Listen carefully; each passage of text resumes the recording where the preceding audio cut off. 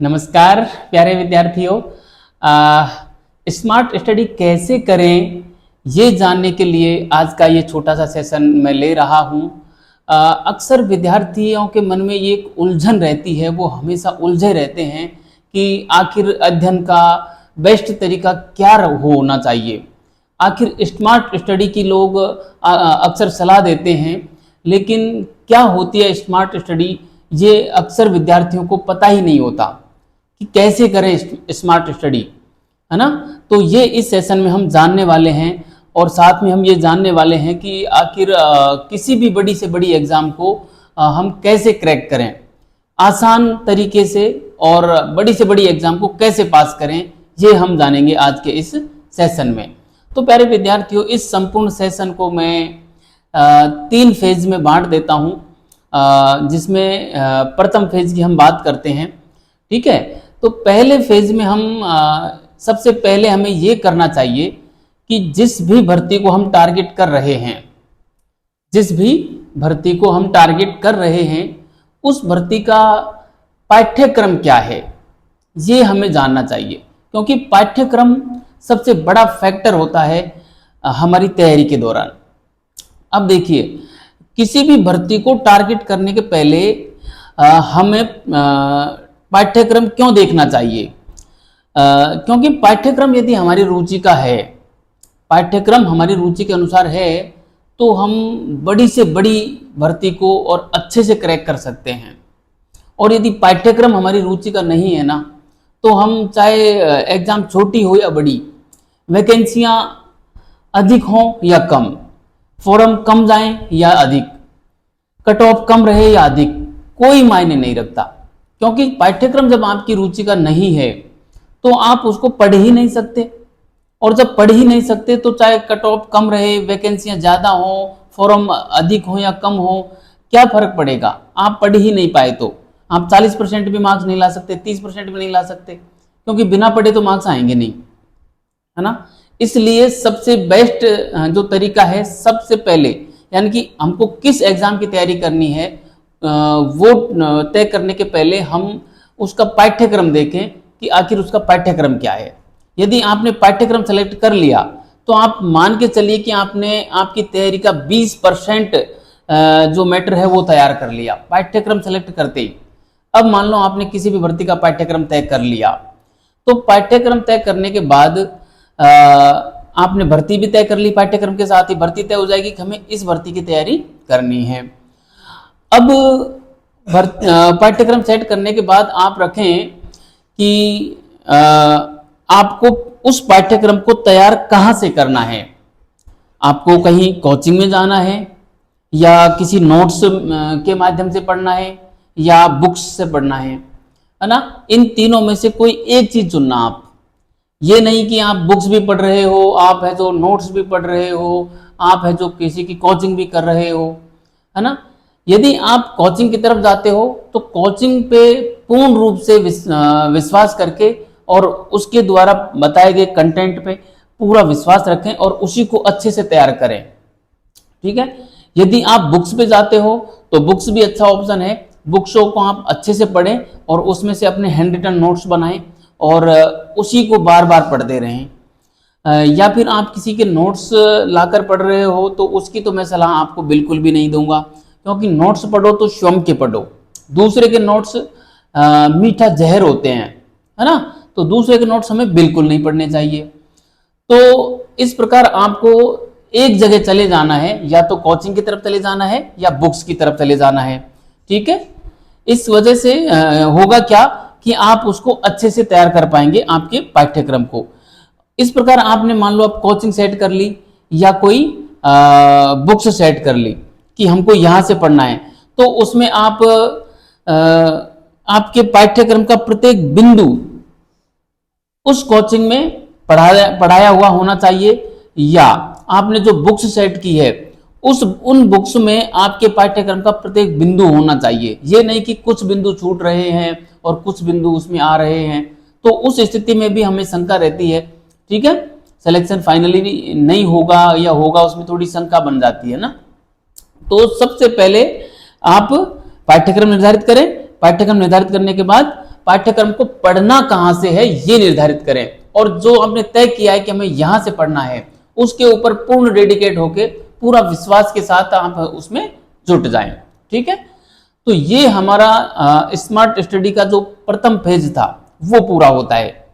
ठीक है, अब आता है कि आखिर जो हमने मैटर सेलेक्ट किया है कोचिंग का या बुक्स का, उसको पढ़ना कैसे है, आखिर क्या हो उसकी एक बेहतर रणनीति, ताकि हम उसको अच्छा तैयार कर सकें, कम समय में अच्छा तैयार कर सकें, कम पढ़कर अच्छे मार्क्स ला सकें, है ना। इसी को हम स्मार्ट स्टडी कहते हैं। स्मार्ट स्टडी की जो वास्तविक शुरुआत है वो आप यहां से मान सकते हैं।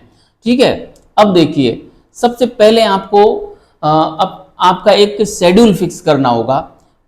जो शेड्यूल फिक्स करना होगा उस शेड्यूल में आप क्या करें, महीने के हिसाब से आप महीने के जो पूरे 30 दिन होते हैं उसको आप सेट कीजिए।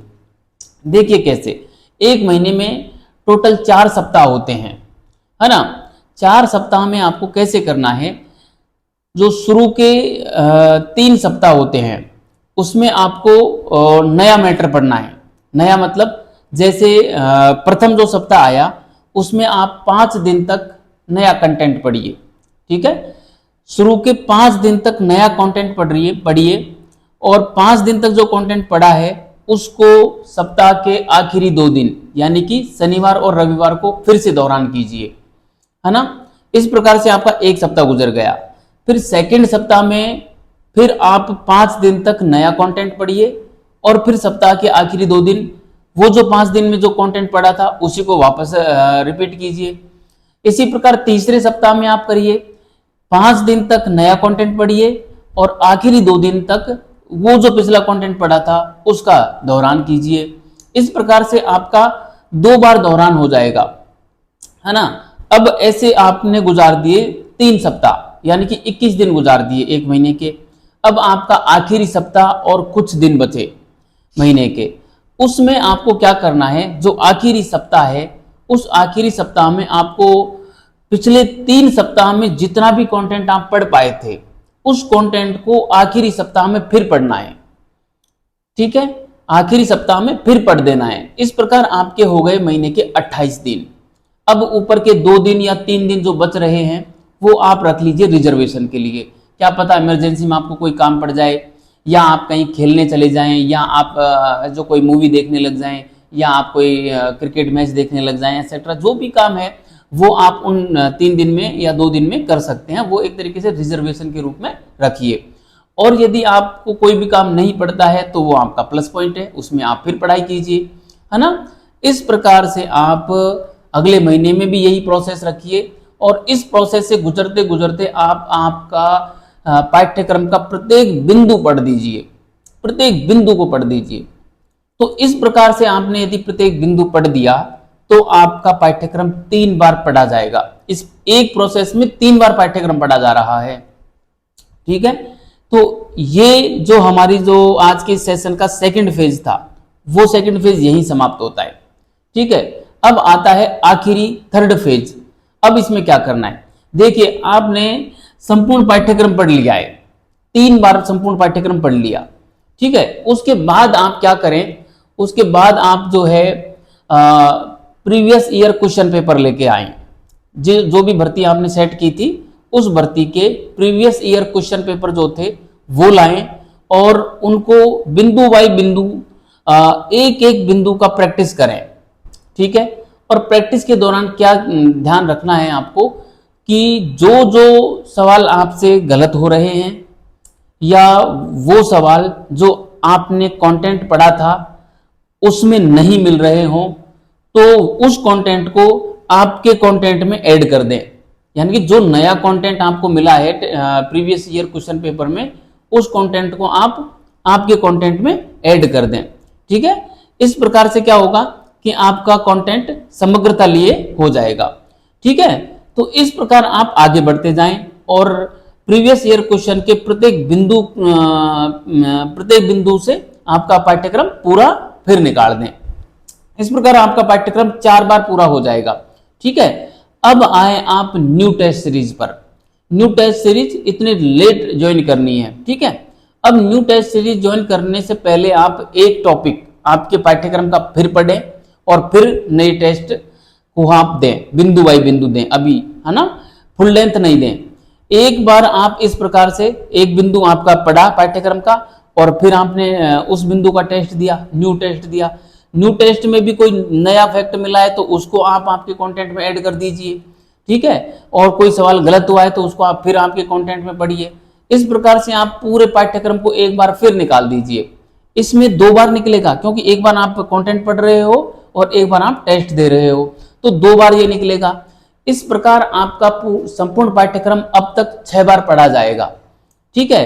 6 बार पढ़ने के बाद आप क्या करेंगे, अंतिम फेज में चले आएंगे और तीसरे चरण का जो अंतिम स्तर है उसमें आप क्या करेंगे कि फुल लेंथ टेस्ट देंगे। जो न्यू टेस्ट सीरीज ज्वाइन की थी उसमें फुल लेंथ टेस्ट अंत में देने हैं और अंत में आप फुल लेंथ टेस्ट देते देते और संपूर्ण पाठ्यक्रम के करीब 8-10 टेस्ट आप दे लीजिए। इस प्रकार आपका जो संपूर्ण पाठ्यक्रम होगा वो कम से कम 7 या 8 बार पढ़ लिया जाएगा। अब आप स्वयं सोचिए, 7 या 8 बार यदि आपने किसी पाठ्यक्रम को पढ़ा है तो एग्जाम चाहे कितनी ही बड़ी क्यों न हो, आप आसानी से सफलता प्राप्त कर लोगे। मैं तो ये कहूँगा सफलता ही नहीं, आप अच्छी रैंक भी पाओगे, है ना। तो प्यारे विद्यार्थियों, मैंने ये आपको बताया आज की स्मार्ट स्टडी कैसे करते हैं, आप अच्छे से समझ पाए होंगे और इस तरीके को आप अपने जीवन पे, आप अपने पे जरूर लागू करेंगे तो मैं ये मानता हूँ कि आपको अवश्य सफलता मिलेगी। तो मैं एक छोटी सी कोटेशन के साथ, छोटी सी मोटिवेशनल लाइन के साथ इस सेशन को यहीं समाप्त करना चाहूँगा, ठीक है। तो लाइन ये है कि मिल ही जाएगी मंजिल भटकते भटकते ही सही, मिल ही जाएगी मंजिल भटकते भटकते ही सही, गुमराह तो वो है जो घर से निकले ही नहीं, गुमराह तो वो है जो घर से निकले ही नहीं। धन्यवाद।